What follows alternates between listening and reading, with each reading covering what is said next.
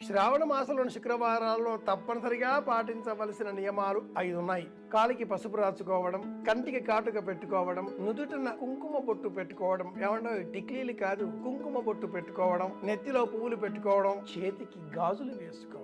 మట్టి గాజులు, ప్లాస్టిక్ గాజులు, బంగారు గాజులు కాదు. వేగినస్ అనే ఒక నరం మన దేహంలో గుండెతో ఆరంభమై చేతులలో చివరలలో ఈ చివర ప్రసరిస్తుంది. పూర్వకాలంలో డాక్టర్లు జ్వరం వచ్చిందా అంటే నాడి ఇక్కడ పట్టుకుని చూసేటటువంటి వారు. 60 సెకండ్లలో 72 సార్లు కొట్టుకునే నాడి ఇదే వేగినస్. దీన్ని మట్టి గాజుల రక్షించడం, అలాగే ఏ ఆభరణం అయితే మనం బుట్టుగా పెట్టుకుంటున్నామో ఆజ్ఞాచక్రం, ఏ గంధం అయితే మనం ఈ విధంగా మెడ భాగానికి అలదుకుంటున్నామో ఇది కూడా ఒక చక్రం.